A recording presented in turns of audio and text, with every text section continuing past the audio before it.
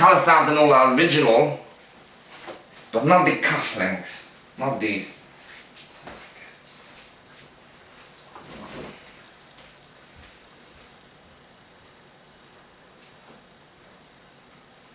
And now these have these 1860s repro imitation, very good imitation. I actually consider that an imitation. Galoshes to learn braces. I wear them with these 1930s Swedish Army under trousers made out of 50% wool, 50% cotton, and to have a rare seat reinforcement, so this is 2 plies. And it's virtually exactly the same as something you could have got in the late 19th century. So this is an army thing. The army only changes their styling in the fabrics every 50 years. And so it was made about 40 years after, or at least 30 years after the decade I want to do, but it is very super authentic and I have not found the original. Now this is very warm, too warm for Dubai, but I don't have other things to wear right now. And I've got 6 of those. I purchased in 2013, and even the metal, the buttons are metal, the no elastic waistband, so I sold in these modern plastic, probably 30-year-old buttons to have another pair of braces just to hold these up. And I could pass them through these loops, but I'm not doing that, I'm too complicated for nothing. And now let's see what I do is I will very pull this up so I can't see. And at the back, just to tighten it a tag, a pinch, there's simply a string there. And back until when I first got them, I let them in, took them in by teller, but now I let them out of it since I gained some weight since. And this is knitted fabric, extremely old school. In the 1930s, had things way more modern looking, at least the long under trousers with an elastic waistband and also with viscose and all. But these again are army things that are very much old-fashioned, and that's the reason for which I got those. And they only costed, I think, $30 each back in 2013. I purchased those, or no, even late, yes, 2013. So, what I want to say, now I will wear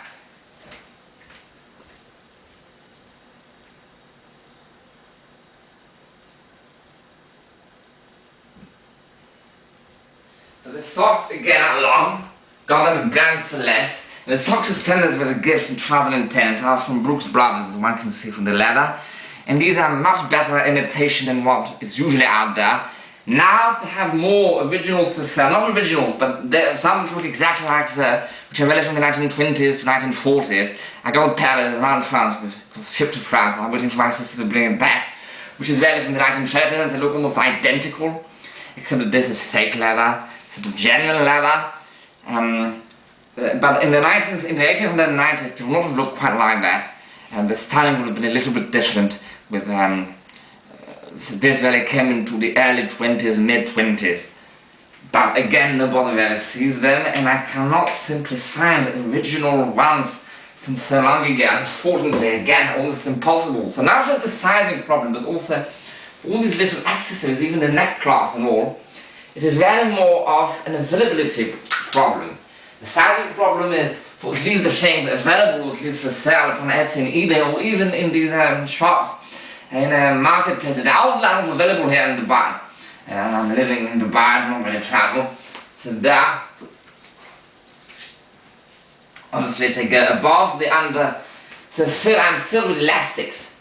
So I have the shirt braces pulling down the shirt, under trouser braces pulling up the under trousers, and sock braces, more commonly called sock suspenders, but I call them sock braces, pulling up the socks.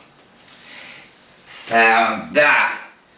I don't wear the Western stuff where I'm actually dressing up to go right now, and it is way too warm in Dubai. It is almost 30 degrees, and when they have to survive wearing all of that, that's the reason for which I also do not wear the coat. I'm not going out with the coat because that's impossible. I got these braces, these German braces I already talked about, and these trousers. Now, people call them reproduction because my standards are so very high. I call them imitations because there is inaccuracy in that, although at first hand you can't see it. Now, a person like me can immediately tell that this is not an original, even on the website, simply because it has got, for example, a Frontier Classic tag there that they tried. It was a resale, like an old stock, so probably this trouser is 10 years old. Frontier Classics makes a lot of things like that since many years, and probably the reseller for some reason has not let me cross it out. And it's also simply there is a tag, a modern tag there. But now, this is not what I mean by... Actually, the Frontier Classic tag, I know it is not an original, but I mean, it could... This font is very much Western-like, and they aim to do imitations that look anything like 1850 to 1900, at least for those trousers.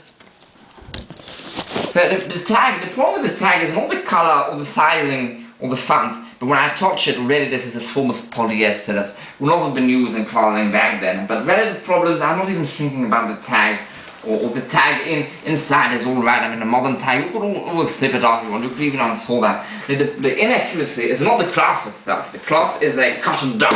It's a little bit like a jean, but thinner than a jean, but still very strong. It has been treated, there's a thick cotton, treated so that it becomes a little bit waterproof and more resistant.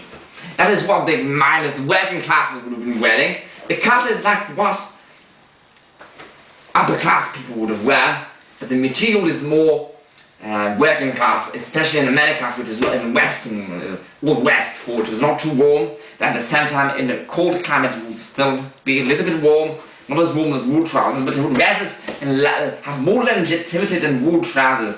And especially a sign of working class would be the riveted buttons are not sewn in. And they were used for horse riding. Now some upper classes in their riding, even not the pure riding trousers, but like their riding clothes that could also be wear in the city, they also had horse riding pockets. So you see things can't fall out from there. But it was really more the cloth and the riveted buttons that set it apart as more of a common man's working class, especially due to the cloth really. Old West working class man's thing. But the inaccuracy is, I'm certain it has not been dyed or even treated this chemical to add on top. I'm not fancy it is done in the same manner it would have been, because these chemicals are not in use anymore. It are actually banned due to safety reasons.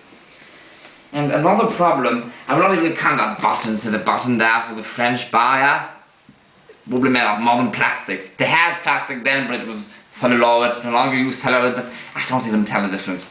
But what bugs me is the dyeing process, although no one can tell, even a dye expert, which I'm not, I'm almost certain he will not tell this is dyed. He would know it is not dyed, but he will just know it like myself. He will not be able to actually tell it. A dye expert will be able to tell it way to look at it with a microscope, but even if I were to look at it with a microscope, I would not know what molecules to look for, and thus one could say, who cares? I care, but you know, it cannot really make a difference. Now, if one looks on the outside, stitching is fine. These garments would have been machine stitched. There's machine stitching, but the problem is, especially they can't really be torn on the outside, I suppose. I'm not a solid, but I suppose. But on the outside, when one looks on the palette on the outside, the machine stitching is not the same than what it would have been like, because it would have been an old school 1890s or before machine to stitch, and which would have made a different stitch. But again, this is only when one flips it over. So that is the reason for which most people, even high up there, like Helen White, or like Tom van Hedhoff, or let's forget him because he's not that accurate, but most people into reenactment would consider this, would call that an actual reproduction. I am very fast, I still call it an imitation, not an inspiration. What I would call an inspiration is something that is clearly not accurate. But the cut would have been wrong. The cloth itself, it might have contemporary acid and all, or they would have updated some of the styling. What I call an imitation is something that really strives to look accurate, and most often it just looks accurate. Even to an expert, you really have to feel it and observe it to see the inaccuracies, and even to have resolings upon your mind. I simply know to no longer dye things the same manner. And the reproduction would be something made using the same machines or skills or plus the same pattern, and plus a cloth would have existed. So the reproduction is really exceedingly rare, because rarely proper imitations, but in the realms of imitation this will be a sort